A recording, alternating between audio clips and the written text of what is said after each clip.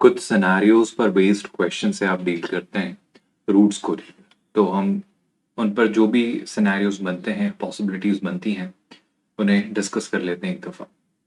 जैसे मान लीजिए आप वही स्टैंडर्ड क्वाड्रेटिक इक्वेशन है जिसके बारे में हम बात करते आए हैं, x square plus b x plus c is equal to zero. I hope this is very well understood that यहाँ पर ये जो मैं ए बी और सी लेता हूँ ये हमेशा आपके रियल नंबर होते हैं। एंड समथिंग वेरी क्रूशियल, यहाँ पर जो a है यानी एक्स स्क्वायर का कोफिशिएंट ये जीरो नहीं होता। This is what you are I hope understand very clearly now.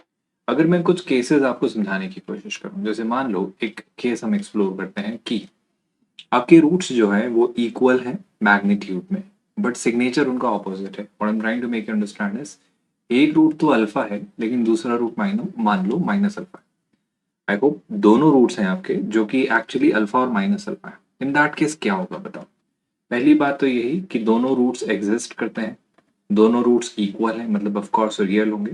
तो अगर कभी भी कोई कह रहा है कि दोनों रूट्स इक्वल हैं in magnitude, end of course दूसरा जो है वो ऑपोजिट है साइन में, तो ऑफ कोर्स हम ये कह सकते हैं स्टूडेंट्स, आई होप आप मेरा स्टेटमेंट समझ पा रहे हो, कि डिस्क्रिमिनेंट तो डेफिनेटली ग्रेटर देन जीरो रहा होगा। इक्वल टू जीरो नहीं हो सकता क्योंकि उस केस में तो दोनों रूट सेम हो जाते।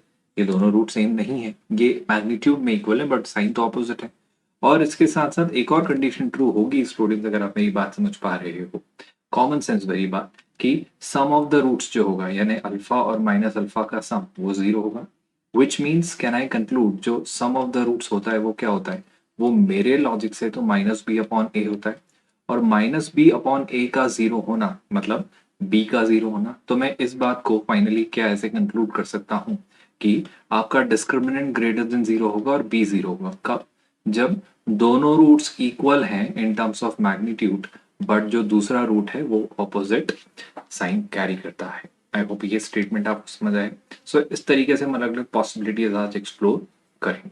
सेकंड केस की अगर मैं बात करूं, सोचिए अगर मैं कहूं आपसे दोनों रूट्स एग्जिस्ट तो करते हैं, जैसे कि एक रूट मान लो अल्फा है पर दूसरा रूट जो है वो पहले रूट का रेसिप्रोकल है, मतलब technically both the roots are reciprocal to each other. तो सोच के बताओ क्या होगा।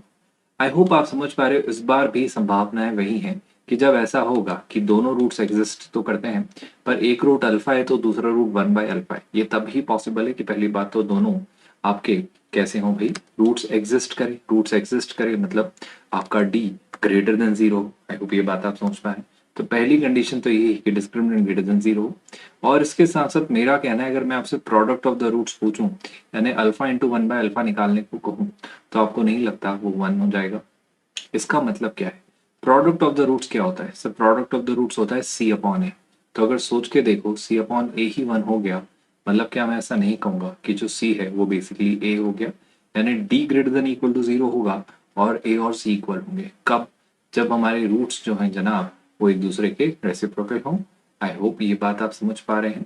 when roots are reciprocal to each other, in that case first condition product of the roots one हो जाएगा और डिस्क्रिमिनेंट तो greater than equal to zero होगा। अब सोच के देखिए इक्वल टू जीरो क्यों हो सकता है, क्योंकि अगर ये वन है तो ये भी वन हो जाएगा, तो दोनों रूट्स इक्वल हो सकते हैं। आई होप आप मेरी बात समझ पाए। अगर ये माइनस वन है तो ये माइनस वन हो जाएगा। आई होप आप बात समझ पा रहे हैं कि क्लियर सी बात है, डिस्क्रिमिनेंट जीरो होना is definitely an acceptable statement in this particular scenario. Now proceeding further, एक और केस एक्सप्लोर करते हैं। मान लीजिए जो रूट्स हैं वो ऑपोजिट साइन के। My only concern here is कि आपके जो रूट्स हैं, roots are of opposite sign, मतलब मैं इसे लिख नहीं पाऊंगा क्योंकि उससे एम्बिग्यूटी अराइज होगी। So all I am trying to do here is state कि roots are of different sign. Different मतलब ऑपोजिट साइन। आई होप आप स्टेटमेंट समझ पा रहे हो। जब रूट्स ऑपोजिट साइन के हैं मतलब क्या, मतलब स्वाभाविक सी बात है, अल्फा पॉजिटिव होगा तो बीटा नेगेटिव और बीटा नेगेटिव पॉजिटिव होगा तो अल्फा नेगेटिव। इसका मतलब क्या है, मैं हमेशा ये तो कह ही सकता हूँ स्टूडेंट्स कि हमेशा ये बात ट्रू हो जाने वाली है कि चूंकि रूट्स एग्जिस्ट करते हैं, मैं उनका पॉजिटिव नेगेटिव देख पा रहा हूँ, मतलब रूट्स रियल तो होंगे। रूट्स रियल होंगे मतलब पहली कंडीशन तो यही कि अगर ऐसा कोई कहे तो डिस्क्रिमिनेंट तो ग्रेटर देन जीरो होगा। दोबारा इक्वल टू जीरो नहीं ले सकते, उस केस में तो रूट्स सेम हो जाने हैं, तो मुझे ग्रेटर देन जीरो बनाए रखना है। दूसरी जरूरी बात, आपको नहीं लगता कि जब अल्फा और बीटा दोनों ऑपोजिट साइन के हैं तो product of the roots negative होगा? Product of the roots exactly होता क्या है? प्रोडक्ट ऑफ द रूट्स होता है c upon a. I hope you remember that. Now कभी भी कोई कह रहा है सी अपॉन ए नेगेटिव है, तो मैं इस बात को और कैसे कंक्लूड कर सकता हूँ? मैं कह सकता हूँ कि डी तो जीरो है, इसी के साथ साथ या तो सी पॉजिटिव होगा और ए नेगेटिव होगा। आई होप आप समझ पा रहे हो। या फिर मैं क्या कहूंगा भाई, या फिर मैं कहूंगा डी को पॉजिटिव बरकरार रखिए, लेकिन हो सकता है सी नेगेटिव हो जाए और ए पॉजिटिव हो जाए। तो इन दोनों में से कोई एक बात होगी। आई होप आप मेरा कंक्लूजन समझ पा रहे हैं जो मैं आपसे एग्जैक्टली कहना चाह रहा हूँ। सो रूट्स अगर ऑपोजिट साइन के हैं, मतलब एक नेगेटिव है और एक रूट पॉजिटिव है, तो वाजिब सी बात है सम ऑफ द रूट्स को लेकर तो मैं अपना ओपिनियन शायद ना दे पाऊं, लेकिन डिस्क्रिमिनेंट तो ग्रेटर देन जीरो होगा, ये तय है, क्योंकि रूट्स एग्जिस्ट करते हैं तभी हम उनका साइन देख पा रहे हैं।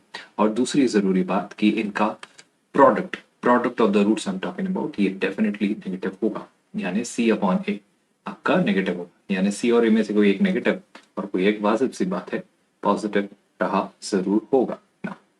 Let's explore one more scenario. मान लो दोनों ही रूट्स पॉजिटिव है। अब मैं ऐसा कह रहा हूँ कि दोनों ही रूट्स पॉजिटिव है। मैं आपसे क्या कहने जा रहा हूँ भाई, ये जो है हमारा फोर्थ पॉइंट था, राइट? नहीं, थर्ड था। तो फोर्थ पॉइंट को लेकर मेरा कंक्लूजन बेहद आसान सा है, that both of the roots are positive. आप कह सकते हैं अल्फा और बीटा दोनों कैसे हैं? Positive. So both of the roots are positive. ये हम एक और सिनेरियो एक्सप्लोर कर रहे हैं, तो यहाँ पर क्या होगा बताओ। अगेन अब दोनों रूट्स का आप सिग्नेचर डिसाइड कर पा रहे हो, तो दोनों रूट्स पॉजिटिव है। मतलब क्या मैं ऐसा कह सकता हूँ कि डिस्क्रिमिनेंट अब greater than equal to zero भी हो सकता है, क्योंकि दोनों रूट्स सेम हो सकते हैं और पॉजिटिव हो सकते हैं। पर आपको ये नहीं लगता क्या कि सर अगर दोनों रूट्स पॉजिटिव है तो सम ऑफ द रूट्स भी पॉजिटिव होगा और प्रोडक्ट ऑफ द रूट्स भी पॉजिटिव होगा? तीन बातें। पहली बात, discriminant greater than equal to zero होगा, इसके साथ साथ सम ऑफ द रूट्स यानी minus b by a, I hope आप समझ पा रहे हो, alpha plus beta, so minus b by a भी पॉजिटिव होगा, क्योंकि दोनों रूट्स पॉजिटिव है, तो दो पॉजिटिव वैल्यूज को आप ऐड करें पॉजिटिव ही आएगी। और प्रोडक्ट ऑफ द रूट्स यानी अल्फा बीटा यानी सी बाई ए, दो पॉजिटिव वैल्यूज को प्रोडक्ट लें तो वो भी पॉजिटिव होगा। आई होप आप ये बात समझ पा रहे हैं। इस बात से कई सारे कंक्लूजन निकाले जा सकते हैं। पहला सिनेरियो, क्या मैं इसे और सिंप्लीफाई करके ऐसा लिख सकता हूँ कि डी तो नॉन नेगेटिव होगा, बी अपॉन ए को नेगेटिव होना पड़ेगा और सी अपॉन ए को पॉजिटिव बने रहना होगा। इस बात से क्या आप ये समझ पा रहे हैं कि बहुत इंपॉर्टेंट दो केसेस बनते हैं। दो कौन से केसेस बनते हैं जरा गौर से देखिएगा, मैं इनके बीच में साइन यूज करूंगा। और पहली बात तो ये तय है कि discriminant greater than equal to zero होना तय है। इसके साथ साथ मैं मान लेता हूँ बी पॉजिटिव है। अगर मैंने कह दिया स्टूडेंट्स की बी पॉजिटिव है, तो बी अपॉन ए को नेगेटिव बनाए रखने के लिए ए को नेगेटिव होना ही पड़ेगा। तो बी पॉजिटिव है तो ए नेगेटिव होगा। अगर ए नेगेटिव हो गया तो सी अपॉन ए को पॉजिटिव बनाए रखने के लिए क्या सी को भी नेगेटिव नहीं होना पड़ेगा? तो ए नेगेटिव होगा और इसी के साथ साथ सी भी नेगेटिव होगा। तो पहला केस। दूसरा केस ये बन सकता है स्टूडेंट्स की डी तो greater than equal to zero रहे, लेकिन मान लेते हैं बी नेगेटिव है। अब जैसे ही बी नेगेटिव हुआ, ए को वाजिब सी बात है क्या होना पड़ेगा? पॉजिटिव। और जैसे ही ए पॉजिटिव हुआ, सी अपॉन ए को पॉजिटिव बनाए रखने के लिए मुझे सी को भी पॉजिटिव बनाए रखना होगा। सो ये कुछ इंपॉर्टेंट से कंक्लूजन्स हैं जब कोई कहे कि आपके जो रूट्स हैं स्टूडेंट्स वो कैसे हैं, दोनों रूट्स पॉजिटिव। तो दोनों रूट्स पॉजिटिव होने के लिए इन दोनों में से कोई एक बात डेफिनेटली ट्रू रही होगी। आई होप अब आप क्लैरिटी बिल्ड कर पा रहे हैं जब मैं ये कंक्लूजन देता हूं कि दोनों roots are positive. Similarly are you not able to develop a sense अगर मैं एक और स्टेटमेंट दूं कि दोनों roots are negative if both of the roots are negative? Do you not realize कि यहाँ पर भी सेम उसी तरीके से आप कंक्लूजन ड्रॉ कर सकते हैं? सोच के देखिए, जब दोनों रूट्स नेगेटिव हैं तो पहली बात तो रूट्स एग्जिस्ट करेंगे, यानी मैं ऐसा कह सकता हूँ कि discriminant greater than equal to zero होगा। अब दोनों रूट्स जब नेगेटिव हैं तो दोनों का सम भी नेगेटिव होगा, यानी अल्फा प्लस बीटा जो होता है माइनस बी बाई ए, ये नेगेटिव होगा। लेकिन दोनों रूट्स का प्रोडक्ट यानी अल्फा इंटू बीटा, दो नेगेटिव नंबर्स का प्रोडक्ट क्या होता है भाई? पॉजिटिव। तो जो सी बाई ए वो भी पॉजिटिव ही रहेगा। आई होप आप मेरी बात समझ पा रहे हैं। इस बात से भी अगर आप समझ पाए तो दो बातें अराइज होती हैं। पहला स्टेटमेंट, हम डी को तो greater than equal to zero बनाए रखेंगे।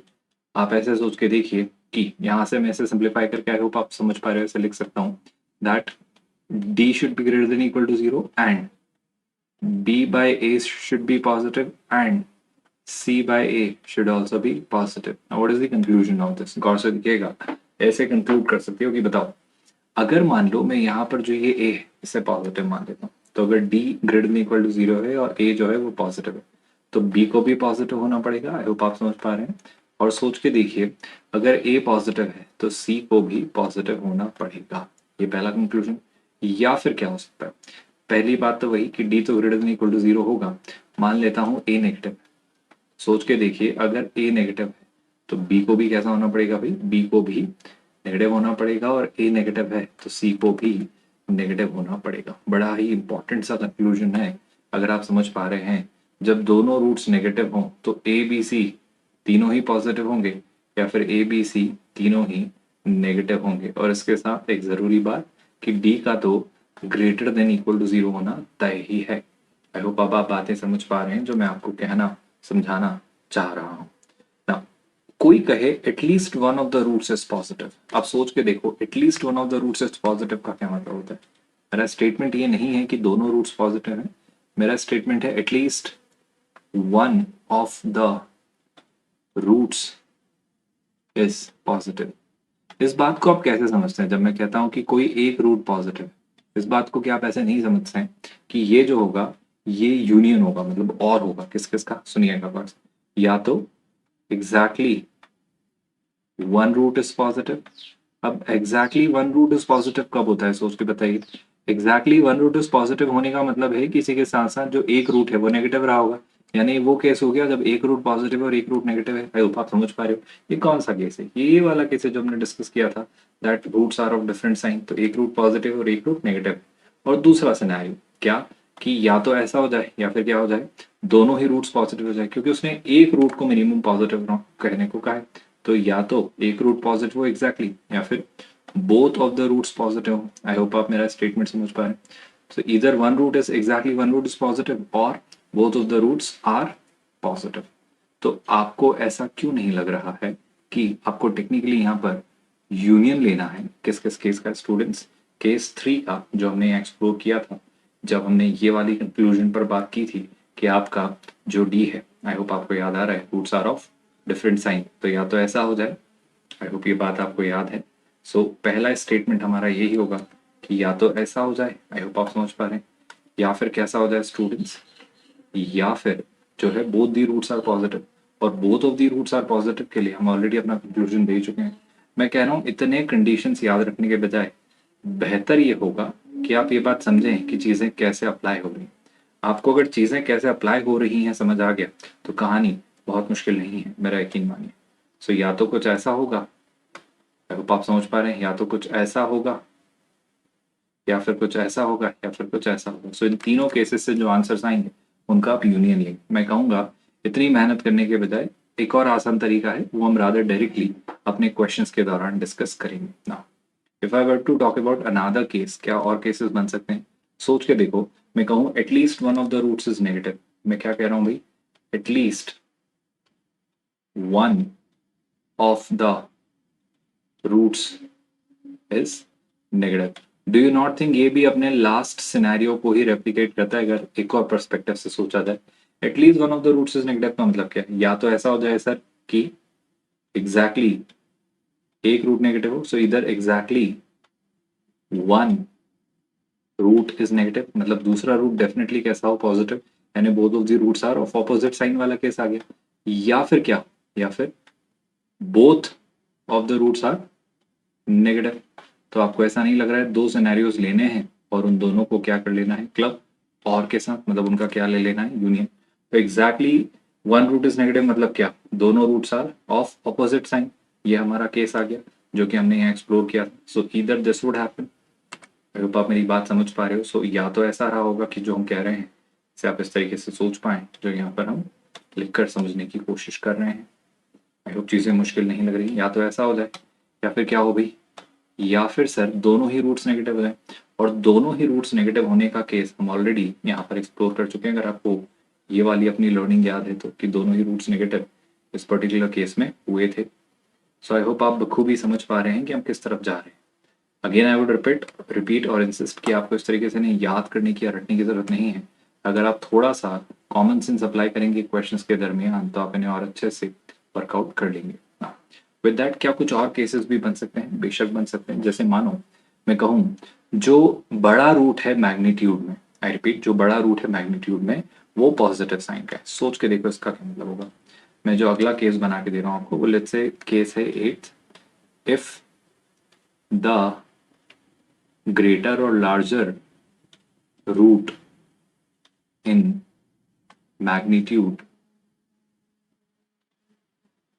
Is opposite in sign. I hope आप मेरी बात समझ पा रहे हो। मतलब is basically is positive, opposite in sign मतलब या तो वो पॉजिटिव हो या नेगेटिव। ऐसे दो केस बनेंगे। तो पहला केस वो मान लेता हूँ कि जो बड़ा रूट है वो पॉजिटिव है।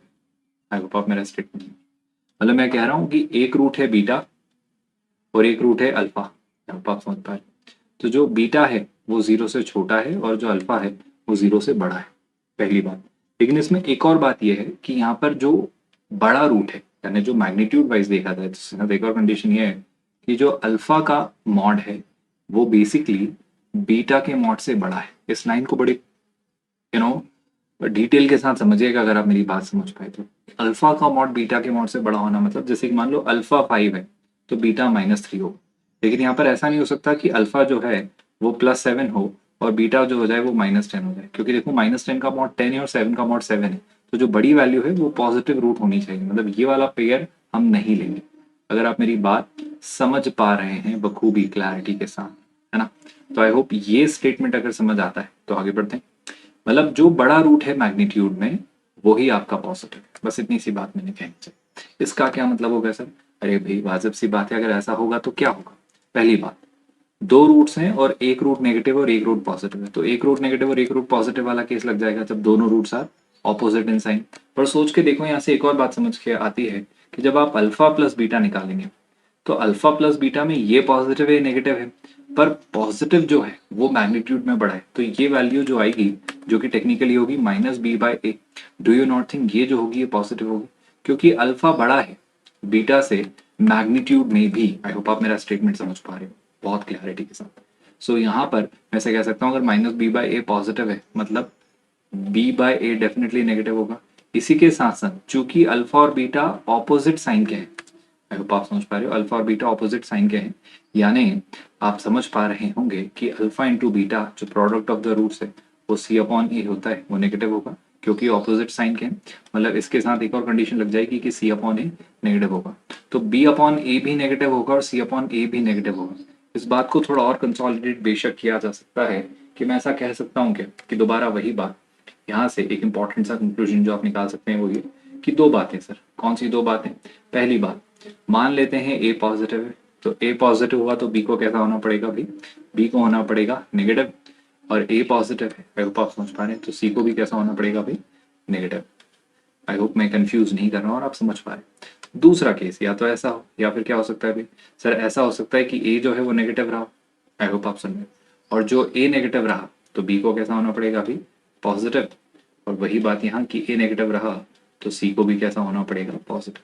तो ये दो केसेस निकल कर आएंगे जब ग्रेटर रूट जो है दोनों में मैग्नीट्यूड वाइज वो कौन सा रूट हो? पॉजिटिव वाला। आई होप आप ये बात बखूबी समझ पा रहे हैं।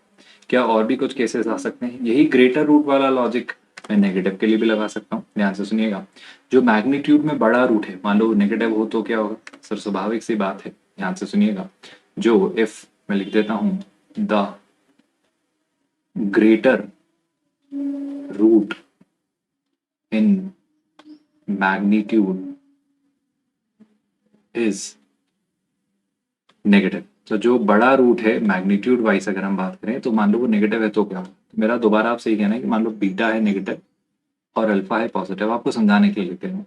और इसी के साथ साथ ये बात भी तय है कि जो बीटा है ऑफकोर्स वो नेगेटिव है, तो अल्फा का मॉड जो इस बार है ना स्टूडेंट्स, वो बीटा के मॉड से छोटा है। आप मेरा स्टेटमेंट समझ पाए तो सोचो क्या होगा। दो बातें, एक होगा प्रोडक्ट ऑफ द रूट्स और एक होगा सम ऑफ द रूट्स।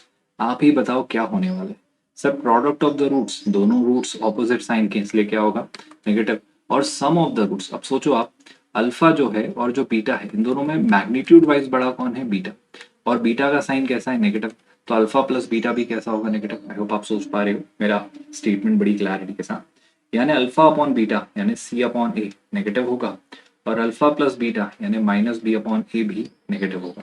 इसी बात को थोड़े और अच्छे डिटेल मैनर में समझा जाए तो c/a तो नेगेटिव होगा लेकिन इसके साथ साथ b/a पॉजिटिव होगा। यहाँ से भी आप दो केसेस एक्सप्लोर कर सकते हैं इस तरीके से कि मान लेते हैं पहला केस कि ए जो है पॉजिटिव है। अब सोच के देखो, ए पॉजिटिव है तो वाजिब सी बात है सी को नेगेटिव होना पड़ेगा और बी को भी पॉजिटिव होना पड़ेगा। आई होप आप समझ पा रहे। दूसरा सिनेरियो, आई होप इन सारी बातों में एक बात तो आप मद्देनजर रख ही रहे हो कि डिस्क्रिमिनेंट जरूरी है होना।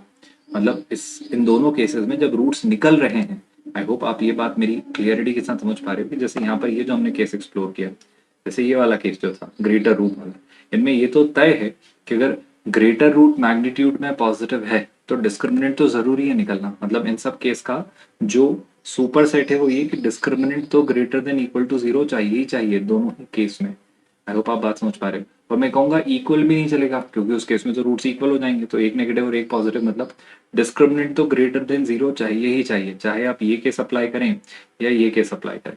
The same logic do you not think will get applied here as well, कि यहाँ पर भी आपको एक और कंडीशन साथ में लेकर चलना है कि डिस्क्रिमिनेंट जो है वो ग्रेटर देन इक्वल भी नहीं, ग्रेटर देन जीरो चाहिए ही चाहिए। अगर डिस्क्रिमिनेंट ग्रेटर देन जीरो चाहिए तो ये बात आप जरूर क्लब करेंगे अपने इस डेटा के साथ यहाँ पर जब आप चीजें सोच रहे हैं, कि चाहे आप ये केस सोचें जिसमें आप कह रहे हैं कि ऐसा हो तो डी जीरो से बड़ा हो या फिर ऐसा भी हो तो भी डी जीरो से बड़ा हो। ये कौन सा केस है भाई?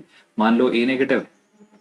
अब अगर ए नेगेटिव है तो सी को क्लियर सी बात है पॉजिटिव होना पड़ेगा, और अगर ए नेगेटिव है तो बी को भी नेगेटिव होना पड़ेगा।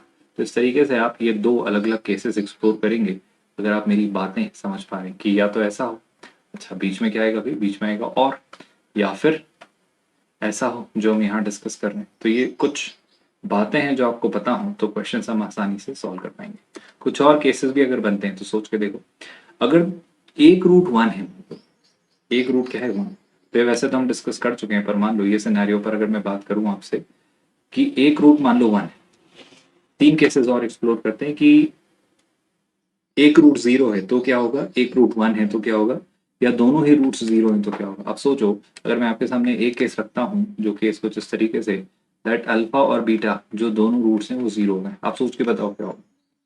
अगर अल्फा और बीटा दोनों जीरो हो गए तो क्या मैं ऐसा नहीं कहूंगा कि भाई अल्फा प्लस बीटा तो जीरो हो गई होगा, इसी के साथ साथ अल्फा इंटू बीटा भी जीरो होगा। अब अल्फा प्लस बीटा यानी माइनस बी अपॉन ए जीरो होगा स्टूडेंट्स, और अल्फा इंटू बीटा यानी सी अपॉन ए जीरो होगा। आई होप ये बात तो तय है। अच्छा इसी के साथ साथ ये बात तो फिक्स है ना कि आपका डिस्क्रिमिनेंट कैसा होना चाहिए, greater than equal to zero. तो जब आपका discriminant greater than equal to zero होना चाहिए तो देखो जरा discriminant greater than equal to zero शायद यहाँ अज्यूम या अप्लाई करने की जरूरत क्यों नहीं है वो समझते हैं। देखो यहाँ से बी जीरो आ गया और यहाँ से सी जीरो आ गया। अब जैसे ही बी और सी जीरो आए तो जरा डिस्क्रिमिनेंट निकाल के देखते हैं। डिस्क्रिमिनेंट होता है बी स्क्वायर माइनस फोर ए सी, तो डिस्क्रिमिनेंट आ रहा है जीरो माइनस जीरो। आप समझ पा रहे हैं, तो डिस्क्रिमिनेंट आ रहा है जीरो। अगर डिस्क्रिमिनेंट आया है जीरो जो कि एक परफेक्ट स्क्वायर है तो वाजिब सी बात है रूट्स तो रियल होंगे और इक्वल होंगे, और मुझे ये तो चाहिए था कि रूट्स कैसे हो, रियल और इक्वल। तो रूट्स रियल और इक्वल होने के लिए डिस्क्रिमिनेंट का जीरो होना जरूरी होता है, जो ऑलरेडी हो रहा है जब बी और सी जीरो हो रहे हो। तो क्या आप मेरी बात समझ पा रहे हैं?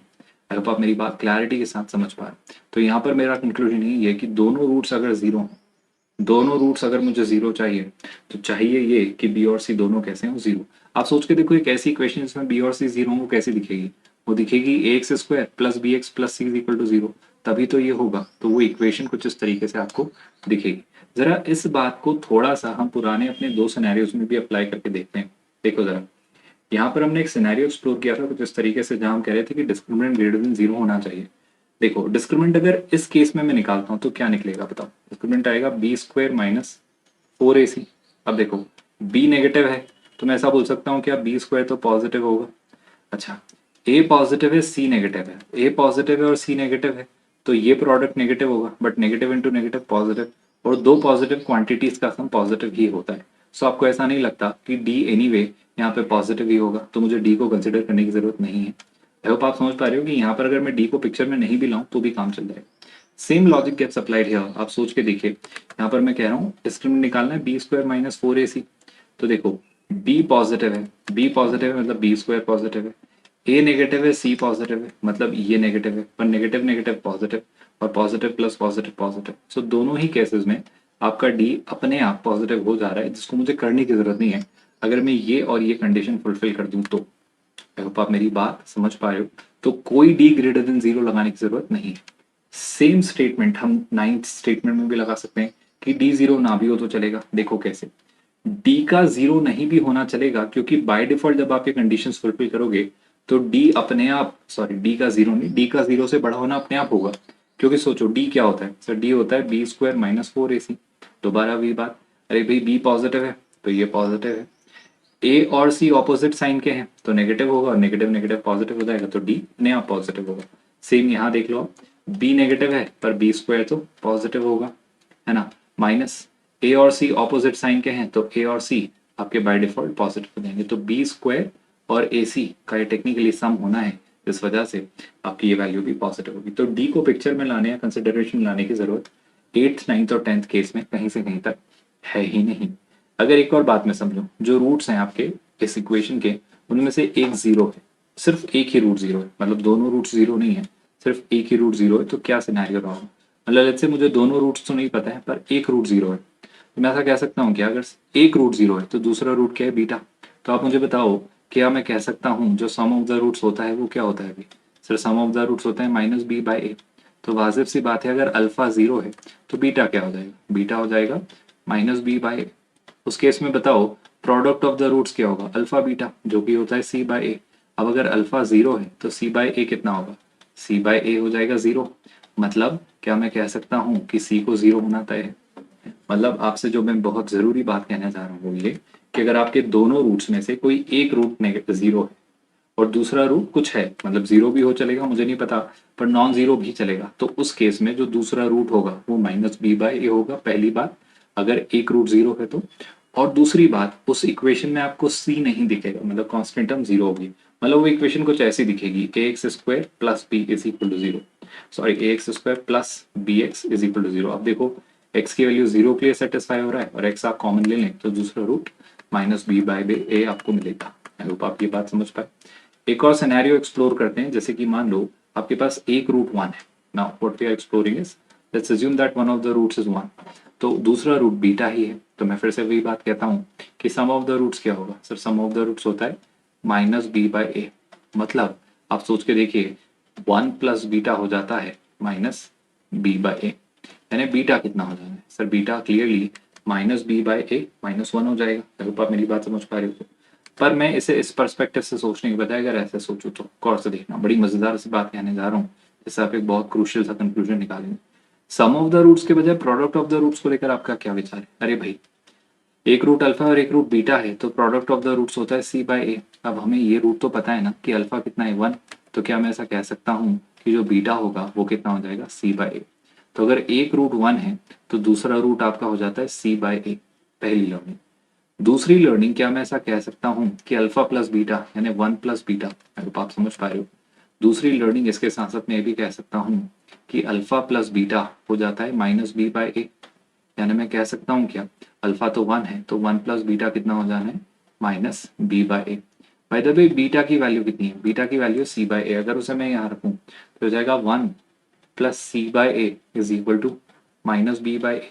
अगर मैं तीनों तरफ ए से मल्टीप्लाई करूँ, मतलब तीनों टर्म्स को वन टू थ्री, मतलब दोनों तरफ एल एच एस और एल एच एस में, और सबको रिस्ट्रक्चर करूँ, तो आपको ऐसा नहीं लगता मुझे मिलेगा a plus b plus c is equal to zero. So दो क्रूशियल सी बातें इस लर्निंग में, जब एक रूट वन है तो दूसरा रूट सी बाई ए होता है, और तीनों जो कोफिशिएंट्स और कांस्टेंट टर्म है ए बी सी, उनका सम जीरो होता है। क्योंकि आप खुद सोचो, अगर आपकी क्वाड्रेटिक है a x square plus b x plus c is equal to zero, तो अगर इसे वन सेटिस्फाई कर रहा है तो देखो आप एक्स की जगह वन रखे तो ये इक्वेशन यही तो हो जाएगी, a plus b plus c is equal to zero. तो याद रखिएगा ये कुछ बातें जो हमने यहाँ डिस्कस और एक्सप्लोर की हैं, क्योंकि इन पर बेस्ड जब क्वेश्चंस आते हैं तो आपको इन्हीं पर्सपेक्टिव्स के साथ इन क्वेश्चंस को सोचना, समझना और सॉल्व करना होता है। With that let's take one question to have more clarity कि ये क्वेश्चंस के थ्रू आप कैसे इन सारे कंसेप्ट को कंसोलिडेट कर सकते हैं। सो लगभग सारे ही केसेस में एक्सप्लोर करने की कोशिश करवाऊंगा through an example. Let me introduce this example right there in front of you. आप इसे देखिए और इत्मीनान के साथ अटेम्प्ट करिए और समझिए कि आप हर एक पार्ट को इस क्वेश्चन के कैसे अप्रोच करेंगे। एक इक्वेशन दे दी गई है आपको और उसमें m को लेकर ओपिनियन मांगा जा रहा है कि m तो आपका रियल है, पर m की क्या क्या वैल्यूज हो ताकि ये कुछ 7 कंडीशंस फुलफिल हो। तो एक एक करके सारी कंडीशंस पर विचार करेंगे, गौर से देखते जाइए। क्वाड्रेटिक दी है एक्स स्क्वायर प्लस, है ना, 2 times m-1 times x plus m+5। अगर आप चीज़ें कंपेयर करें तो आई होप आपको समझ आ रहा है। इसमें ऑफ कोर्स m जो है वो कोई भी रियल नंबर हो सकता है, ये लिबर्टी उन्होंने दी। तो आपका यहाँ आप देखें तो a जो है वो 1 है, जो b है वो 2 टाइम्स m-1 है, और जो c है वो m+5 है। मतलब यहाँ से आई होप आपको ये क्लैरिटी तो बखूबी मिल जा रही है। ये बात को लेकर तो आई होप कोई कंफ्यूजन नहीं है। 2-3 बातें मैं निकाल लेता हूँ कॉमन इन जनरल, कि a जो है वो 1 है, b जो है अगर मैं स्टैंडर्ड अपनी quadratic ax² plus bx plus c से कंपेयर कर रहा हूँ, राइट, सो b जो है वो 2 टाइम्स m-1 है, और जो c है स्टूडेंट्स वो है आपका m+5। अनदर थिंग जो आपको पता होगी, डिस्क्रिमिनेंट को लेकर अगर बात करूं तो डिस्क्रिमिनेंट होता है आपका b² माइनस 4ac, तो हो जाएगा 2 times m-1 whole square minus 4, a तो 1 है और c कितना है m+5। तो जरा डिस्क्रिमिनेंट को सिंप्लीफाई कर लें आप, तो देखिए क्या बन जाता है। डिस्क्रिमिनेंट ओवरऑल जो बनेगा वो होगा 4 टाइम्स m² है ना, फिर आएगा +1 यानी +2, फिर आएगा -2m यानी -4m plus 4m plus 20। I hope मैं जो कह रहा हूँ, लिख रहा हूँ या बोल रहा हूँ वो आपको समझ आ रहा है बखूबी, बिना किसी कंफ्यूजन, हेजिटेशन या डाउट के। अगर इस बात को हम समझ लें तो मैंने जो लिखा है वो कुछ नहीं लिखा है, आई एम रियली सॉरी, मैंने कुछ तो गलती की है, क्योंकि 2 का स्क्वायर 4 होता है, तो ये एक्चुअली होना चाहिए था 4। दोबारा कह देता हूँ, ये 2m² यानी बेसिकली 4m², ये आ जाएगा 1 इंटू 4 4, फिर आएगा आपके पास -2m, तो एक्चुअली ये -4 नहीं होगा, मैं थोड़ा सा एक एरर किया है एक स्टेप स्किप करने के चक्कर में। सो -2 into 4 that is -8m। I hope आप मेरा स्टेटमेंट समझ पाए। सो फाइनल इक्वेशन जो फॉर्म होगी वो कुछ इस तरीके से होगी, बड़े गौर से देखिएगा कि आपको जो टर्म्स मिलेगी। एक और छोटी सी चीज़, मतलब मैंने थोड़ा सा गलत ही लिखा है, -20 आएगा क्योंकि वो 4 इंटू 5 माइनस साइन के साथ होगा। दोबारा देख लो, ये हो जाएगा basically 4 times m² plus 1 -2m, है ना। तो आप देख पा रहे हैं क्या हो जाएगा, -4m प्लस क्यूब कर रहा हूँ, -4m -20, है ना। तो यहाँ पर आप देखें तो ये क्या बन जा रहा है भाई, ये बन जाता है 4m² प्लस 4 -8m -4m। कोई कंफ्यूजन तो नहीं है भाई, माइनस कितना 20। आई होप ये बात आप देख पा रहे हैं। अब अगर मैं इसे क्लब करूं, सो 4 बेसिकली कॉमन लिया जा सकता है, जैसे मैं बाद में ले लूंगा, तो अंदर जो बचेगा वो बचेगा m², 8 और 4 12, तो ये हो जाएगा -3m और -16 यानी हो जाएगा -4। सो m² -3m -4, 4 कॉमन लेने के साथ आपका डिस्क्रिमिनेंट आपको मिलेगा। इसे चाहें तो आप थोड़ा और सिंप्लीफाई कर सकते हैं कि मैं इसे थोड़ा फैक्टराइज कर सकता हूँ। देखो, -4 + 1 लिख सकता हूँ मैं इसको, मतलब मैं लिख रहा हूँ 4 times m² -4m plus m -4। तो इससे फायदा क्या हुआ, इससे फायदा ये हुआ कि एक फैक्टर तो बन गया आपका m-4, आप देख पा रहे होंगे, और m कॉमन लिया और +1 कॉमन लिया, तो एक फैक्टर बन गया m+1। So that's the discriminant over here. So I hope 3 बातें हमने जो क्रूशियल एक्सप्लोर की हैं वो ये कि आपके पास a b c तो ये आ ही जाने जो निकल के आए हैं, इसमें तो कोई डाउट नहीं है, और डी आपका ये है। तो 4 जो क्रूशियल सी बातें हैं वो ये हैं कि आपके ए बी सी और डी हैं जो हमारे काफ़ी काम आने वाले हैं, जिन्हें मैं अपने साथ रखूंगा। ये आपके ए बी और सी और डी हैं बेसिकली, है ना। तो डिस्क्रिमिनेंट को थोड़ा सा मैं यहाँ साथ में लिख देता हूँ इस तरीके से। ये बातें याद रखिएगा, ये हमारे लिए क्रूशियल है, और इसी से हमारे सारे रिजल्ट्स अब डिसाइड होंगे, अगर आप मेरी बात समझ पा रहे हैं तो। बस यही हमारे लिए सबसे क्रूशियल पार्ट है जिस पर बातें आपकी होने जाने वाली हैं। ध्यान से सुनिएगा, जो बातें मैंने यहाँ पर आपसे कही हैं वो देखिएगा गौर से, इन बातों पे गौर फरमाइए। पहला स्टेटमेंट की तरफ मैं जाता हूँ। द फर्स्ट स्टेटमेंट वाज कि आपको रूट्स जो हैं equal in magnitude but opposite in sign. क्या आपको लर्निंग याद है, जब roots equal in magnitude but opposite in sign होते हैं तो हमने डिस्कस कर रखा है क्लैरिटी के साथ कि पहली बात तो रूट्स एग्जिस्ट करें। तो रूट्स के एग्जिस्टेंस के लिए क्या जरूरी है, रूट्स के एग्जिस्टेंस के लिए डिस्क्रिमिनेंट का पॉजिटिव होना जरूरी है, और इसके साथ साथ क्या जरूरी है भाई कि आपके रूट्स इक्वल इन मैग्नीट्यूड है बट ऑपोजिट इन साइन है। मतलब सम ऑफ द रूट्स क्या हो जाएगा 0, सम ऑफ द रूट्स यानी -b/a 0 हो जाएगा, यानी b क्या हो जाएगा 0। ये दो कंडीशंस पर अगर आप विचार करें तो b यानी m-4 और m+1 का मुझे पॉजिटिव होना जरूरी है, और b यानी 2 टाइम्स m-1 का मेरे लिए 0 होना जरूरी है। ये दो बातें आई होप आप समझ पाए। और इन दोनों का मुझे क्या ले लेना है, इन दोनों का मुझे ले लेना है इंटरसेक्शन। अगर आप इसे श्रीधर आचार्य से सॉल्व करें या आपने इतनी प्रैक्टिस कर ली कि अब आपको पता है दो रूट्स के लिए क्या होता है, तो आप सीधे भी अपना आंसर कंक्लूड कर सकते हैं कि ये होगा -1, ये होगा 4, तो ये प्लस माइनस प्लस कुछ ऐसा चलेगा। मुझे पॉजिटिव चाहिए, तो यहाँ से जो m होगा वो होगा -∞ से -1 या फिर 4 से इंफिनिटी। लेकिन यहाँ पर जब आप कंक्लूड करेंगे तो m जो होना होगा वो 1 होगा। मेरा मानना है -1 से 4 के बीच में कहीं 1 आता है, लेकिन 1 यहाँ है नहीं मेरे पास। तो अगर इन दोनों का इंटरसेक्शन लूँ मैं, तो m की कोई भी वैल्यू सेटिस्फाई नहीं करती है। मतलब ऐसा कोई m होगा ही नहीं जिसके लिए आपकी इस गिवन क्वाड्रेटिक के रूट्स मैग्नीट्यूड में इक्वल हो और साइन में ऑपोजिट हो। तो ऐसा कोई m होगा ही नहीं। मतलब इसका आंसर होगा m belongs to 5। Second question है roots are reciprocal to each other. तो सेकेंड क्वेश्चन है आपका कि जो दोनों रूट्स हैं वो रेसिप्रोकल हैं एक दूसरे के। अब कोई कहे जब दोनों रूट्स रेसिप्रोकल हैं एक दूसरे के, तो वापस यही बातें सामने ले आते हैं कि हमारे पास ये एक डेटा दिया हुआ था, रूट्स रेसिप्रोकल है, मतलब एक अल्फा है तो एक 1/अल्फा है। आई होप आपको कुछ याद आ रहा है। जब रूट्स रेसिप्रोकल हैं एक दूसरे के, तो पहली बात तो ये तय है कि रूट्स होने चाहिए। रूट्स होने चाहिए मतलब रूट्स इक्वल चलेंगे क्या? चलेंगे। तो discriminant greater than equal to हो और प्रोडक्ट ऑफ द रूट्स 1 हो जाएगा, क्योंकि अल्फा इंटू 1/अल्फा, और c अपॉन a होता है प्रोडक्ट ऑफ द रूट्स, यानी c और a इक्वल हो जाए। तो ये बात हमें अप्लाई करनी है। देख लेते हैं। डिस्क्रिमिनेंट का ग्रेटर देन इक्वल टू 0 होना हम ऑलरेडी एक्सप्लोर कर चुके हैं। ये आपका डिस्क्रिमिनेंट का ग्रेटर देन इक्वल टू 0 होना बताता है, अगर आपको मेरी बात याद है तो पहली बात तो यही कि अगर ये बात अप्लाई करनी है तो इसका कंक्लूजन होगा कि m जो है वो कहाँ से कहाँ तक हो। अच्छा, -∞ से -1 पर इक्वल टू 0 चलेगा, इसलिए इस बार मैं 1 को -1 को 4 को इंक्लूड कर लूंगा, अगर आप मेरी बात समझ पा रहे हैं। लेकिन यहाँ पर आपका जो है 4 से इंफिनिटी आप इसे ले लेंगे। आई होप ये बात आप समझ पा रहे हैं। दूसरी जरूरी बात, आई होप -1 और 4 इंक्लूड होंगे। इसके साथ साथ a और c इक्वल हो, तो a है 1 और c है आपका m+5। तो यहाँ से अगर मैं इसे सॉल्व करूँ तो ये जो रिजल्ट दे रहा है वो दे रहा है m की वैल्यू -4।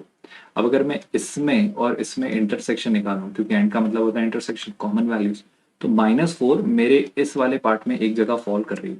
तो दोनों रिजल्ट्स में जो कॉमन बात है वो बस इतनी सी कि m की वैल्यू -4 हो जाए तो बात बन जाएगी। आई होप आप समझ पा रहे हैं। तो m की वैल्यू जो एक ही मिल रही है मुझे -4, उसके लिए कंडीशन ट्रू हो सकती है कि आपके दोनों रूट्स इक्वल होंगे, सॉरी रेसिप्रोकल होंगे एक दूसरे के। तो इस क्वेश्चन का आंसर होगा कि m की वैल्यू अगर आपके पास होती क्या स्टूडेंट्स -4, तो ये कंडीशन फुलफिल हो जाती। थर्ड क्वेश्चन है roots are opposite in sign. तो आपसे अगली कंडीशन जो दे दी जा रही है वो ये कि रूट्स कैसे हों? Opposite in sign. So third statement को सॉल्व करते हैं जब रूट्स ऑपोजिट हैं। आई होप आपको ये बात याद है कि जब रूट्स ऑपोजिट होते हैं तो क्या होता है। गौर से दिखेगा, रूट्स ऑपोजिट है मतलब मैं ऐसा मान लेता हूँ कि बीटा जो है वो छोटा है और अल्फा जो है वो 0 से बड़ा है। बीटा नेगेटिव हो गया 0 से छोटा, और अल्फा जो है वो पॉजिटिव होगा 0 से बड़ा। तो आप सोचो क्या होगा। मैं ऐसा कहूंगा कि जब रूट्स ऑपोजिट है सिग्नेचर में, तो product of the roots negative होगा। दूसरी learning, sum of the roots को लेकर मैं कुछ नहीं कह सकता, लेकिन मैं इतना अभी भी जानता हूं कि आपके जो डिस्क्रिमिनेंट है वो कैसा होगा? Greater than 0। इक्वल टू 0 में तो इक्वल हो जाएंगे, दोनों इक्वल है नहीं, तो ये कुछ कहानी होगी। जब डिस्क्रिमिनेंट ग्रेटर देन 0 होता है तो हम ये लर्निंग कई बार एक्सप्लोर कर चुके हैं कि ये discriminant greater than equal to था और ये डिस्क्रिमिनेंट ग्रेटर देन 0 था। तो डिस्क्रिमिनेंट ग्रेटर देन 0 में हम ये बात कंक्लूड कर चुके कि यहाँ पर आंसर जो होगा वो होगा m -∞ से -1 तक होगा, ओपन ब्रैकेट में, क्योंकि इक्वल नहीं है, या फिर ये बेसिकली आपका होगा 4 से ऑफ कोर्स इंफिनिटी तक। राइट, ये लर्निंग हम एक्सप्लोर कर चुके हैं। अब इसका क्या मतलब है? प्रोडक्ट ऑफ द रूट्स का नेगेटिव होने का मतलब आपका c अपॉन a कैसा होना चाहिए? नेगेटिव। अब आप बताओ a कैसा है? सर a तो 1 है, तो a 1 हो गया तो c कैसा होना चाहिए? नेगेटिव। इट मीन्स c होना चाहिए नेगेटिव। c के नेगेटिव होने का मतलब है स्टूडेंट्स m+5 को क्या होना होगा? नेगेटिव। m+5 के नेगेटिव होने का मतलब है m को होना होगा -5 से छोटा। आई होप ये बात आप समझ पा रहे हैं।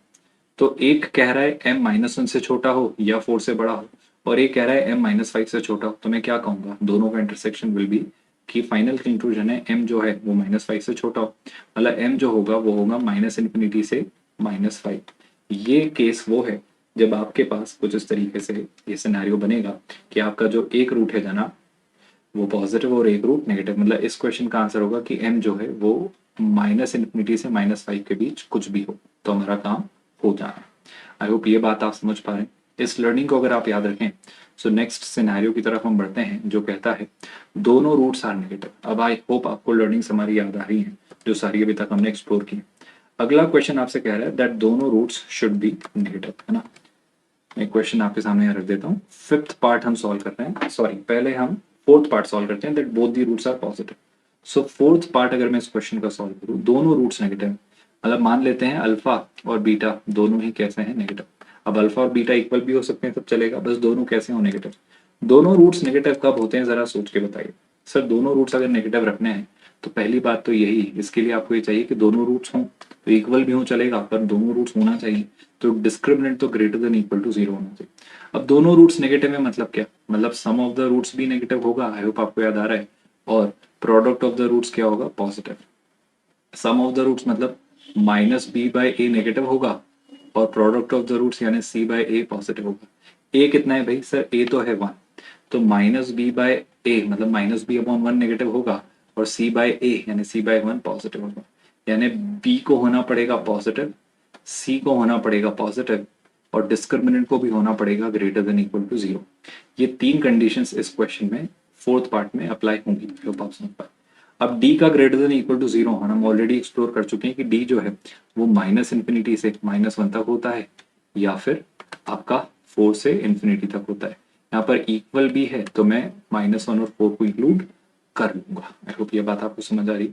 दूसरी जरूरी बात कि b greater than zero, b यानी क्या, two times m minus one positive हो, मतलब एम कैसा हो स्टूडेंट्स, ग्रेटर देन वन, तो इस कंडीशन का मतलब हो गया एम ग्रेटर देन वन।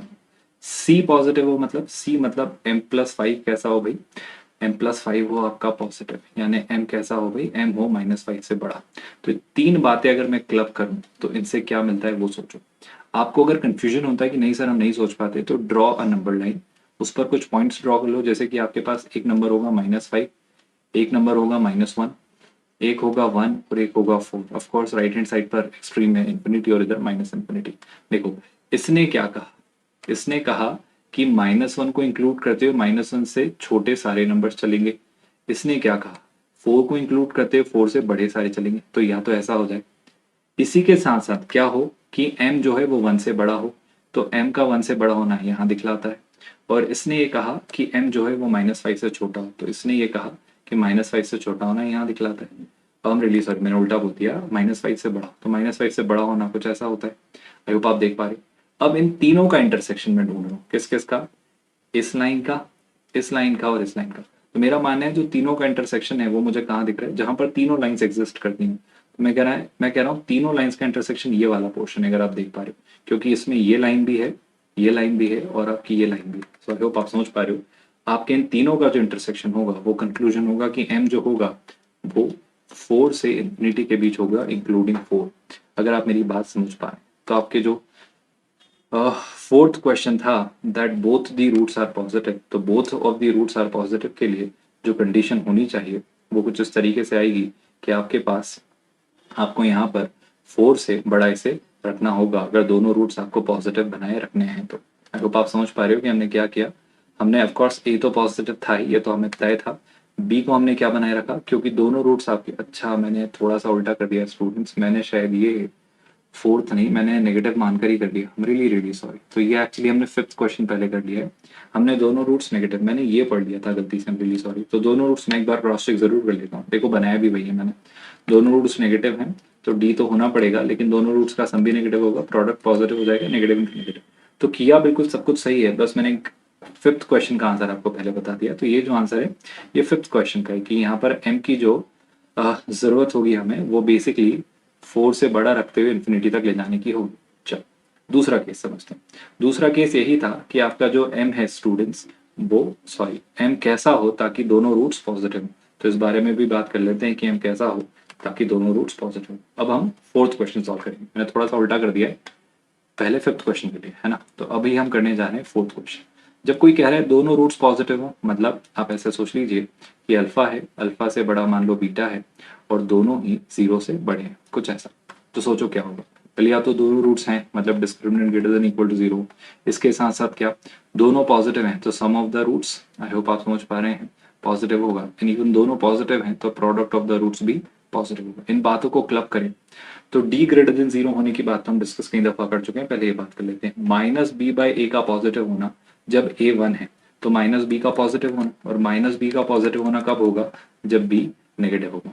इसका क्या मतलब हुआ भाई, इसका मतलब हुआ अल्फा अपॉन बीटा यानी सी अपॉन ए पॉजिटिव हो। ए तो ऑलरेडी पॉजिटिव है तो सी को क्या होना होगा, पॉजिटिव।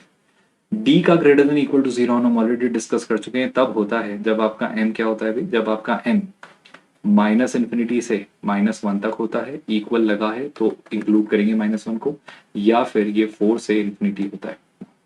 बी का नेगेटिव होने का मतलब क्या है, m-1 का नेगेटिव होना। m-1 के नेगेटिव होने, ये बात तो ऐसी कैसी यहाँ लिखी है, मैं दोबारा नहीं लिख रहा हूँ, आप समझ पा रहे हो है ना। तो ये बात ऐसी कैसी यहाँ लिखी है, मान लीजिए b का नेगेटिव होने का मतलब है m-1 का नेगेटिव होना, मतलब m का 1 से छोटा होना। क्या बात आप समझ पा रहे हैं, आई होप मैं कंफ्यूज नहीं कर रहा हूँ। और c का पॉजिटिव होना मतलब m+5 का पॉजिटिव होना, यानी m का बेसिकली -5 से बड़ा होना। अब इन तीनों बातों को क्लब करते हैं और इंटरसेक्शन देखते हैं। अगर आपको कंफ्यूजन होता है तो दोबारा मैं कहूंगा नंबर स्केल पर चीजें देख लीजिए, आसानी से समझ आएगी।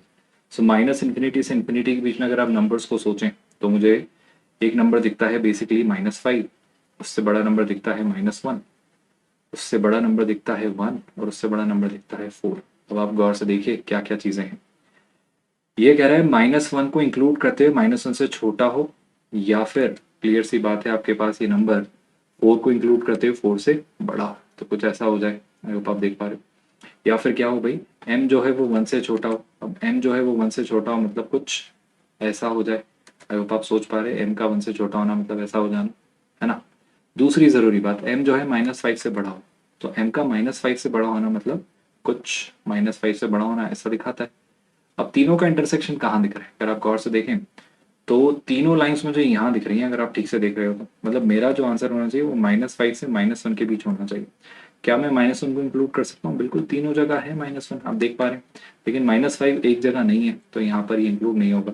सो -5 से -1 मेरा आंसर होगा, मतलब m जो होगा स्टूडेंट्स ओपन ब्रैकेट -5 से क्लोज्ड ब्रैकेट -1 तक होगा। अगर ऐसा होगा तो दोनों रूट्स आपके कैसे होंगे, पॉजिटिव। मतलब इस क्वेश्चन का आंसर होगा कि m जो होगा वो -5 से ऑफकोर्स -1 तक हो, इंक्लूडिंग -1 एंड एक्सक्लूडिंग -5। क्या ये बात आप समझ पाए कि हमने इस क्वेश्चन को कैसे किया। Let's talk about another scenario. सोच के देखो, अब आपको मैं समझाता हूँ कि देखो कितनी मजेदार बात है, कितने अच्छे से आप सोच सकते हो इन क्वेश्चंस को। देखो 6th क्वेश्चन कह रहा है at least 1 is positive. At least 1 positive का मतलब क्या है, आपको नहीं लगता roots are opposite in sign and roots are positive, दोनों को क्लब कर दो, मतलब दोनों का यूनियन ले लो। क्योंकि आप सोच पाओ, या तो दोनों कैसे हो, ऑपोजिट हो, या दोनों ही पॉजिटिव हो। तो दोनों जब ऑपोजिट होंगे तो एक पॉजिटिव होगा, और जब दोनों पॉजिटिव होंगे तो दोनों पॉजिटिव होंगे। तो उस केस में क्या मैं कह सकता हूँ, एटलीस्ट एक तो पॉजिटिव होगा। तो थर्ड और फोर्थ के जो आंसर है उनका मैं यूनियन लेने जा रहा हूँ, अगर आप समझ रहे हो तो। आई होप आप समझ पा रहे हो। 6th क्वेश्चन के लिए हम अपने थर्ड क्वेश्चन के आंसर का और फोर्थ क्वेश्चन के आंसर का यूनियन लेंगे। अब थर्ड का आंसर जरा हम देख लेते हैं। थर्ड क्वेश्चन का जो हमारा आंसर था स्टूडेंट्स, याद करिए, वो आया था m की वैल्यू -इन्फिनिटी से -5। सो थर्ड क्वेश्चन का आंसर था m की जो वैल्यू थी वो थी -इन्फिनिटी से -5, है ना। और फोर्थ क्वेश्चन का आंसर क्या था, फोर्थ क्वेश्चन का आंसर था कि m की वैल्यू थी -5 से -1। अब अगर दोनों को क्लब करें तो याद रखिएगा -5 ना तो यहाँ इंक्लूड हुआ था ना यहाँ, तो दोनों का जब यूनियन लेंगे तो -5 को इंक्लूड नहीं करेंगे। तो m जो फाइनली होगा वो होगा -इन्फिनिटी से -1 बट एक्सक्लूडिंग -5। आई होप आप ये बात समझ पा रहे हैं कि मैं क्या कहना चाह रहा हूँ। बड़ी ही इत्मीनान के साथ देखिए और समझिए। इसी बात को कुछ लोग ऐसे भी लिख सकते हैं जो मैंने यहाँ लिखा है, यही भी आंसर है और ये भी आंसर है, दोनों ही एक्सेप्टेबल आंसर है। जो भी आपको ऑप्शन दिखे उस अकॉर्डिंग आप मार्क कर सकते हो। तो इसके लिए जो आंसर होगा वो होगा m जो है वो होगा -इन्फिनिटी से -1 बट -5 नहीं होना चाहिए। आई होप ये बातें आपको कंफ्यूज नहीं कर रही। At least 1 root is negative. अब वही बात दोबारा सोचो, एटलीस्ट 1 रूट नेगेटिव मतलब क्या, या तो दोनों रूट नेगेटिव हो या एक रूट नेगेटिव हो। तो थर्ड और फिफ्थ को अगर आप क्लब कर दें तो 7th का आंसर आ जाएगा। आई होप आप समझ पा रहे हैं। तो 7th के आंसर के लिए मैं थर्ड को ले लूंगा और उसके साथ यूनियन ले लूंगा अपने फिफ्थ को, अगर आप समझ पा रहे हैं तो थर्ड का आंसर तो हमने अभी वर्कआउट किया है कि m कहाँ से कहाँ तक होना चाहिए भाई, m जो होना चाहिए वो -इन्फिनिटी से -5 तक होना चाहिए। और फिफ्थ का आंसर क्या था, फिफ्थ आंसर आई होप मैंने सबसे पहले ही निकाला था कि जो लिखा हुआ है फिफ्थ का आंसर ये लिखा हुआ है, आई होप मैं देख पा रहा हूँ, m जो है 4 से इन्फिनिटी होना चाहिए। ये जो आंसर है मेरे ख्याल से यही है फिफ्थ का आंसर, है ना। तो m जो होना चाहिए वो 4 से इन्फिनिटी होना चाहिए। सो यहाँ पर कंक्लूजन था कि m जो है वो 4 से इन्फिनिटी होगा। तो अगर दोनों आंसर्स को क्लब करें यानी दोनों का यूनियन ले लें तो मैं कहूँगा m जो होगा भाई मतलब यही होगा क्योंकि इसमें कुछ और गुंजाइश है नहीं, तो -∞ से -5 यूनियन 4 टू इन्फिनिटी, ये आपके 7th क्वेश्चन का आंसर होगा अगर आप समझ पा रहे हैं। तो इस तरीके से आप इस क्वेश्चन को सोचेंगे और अप्लाई करके आंसर्स निकालेंगे।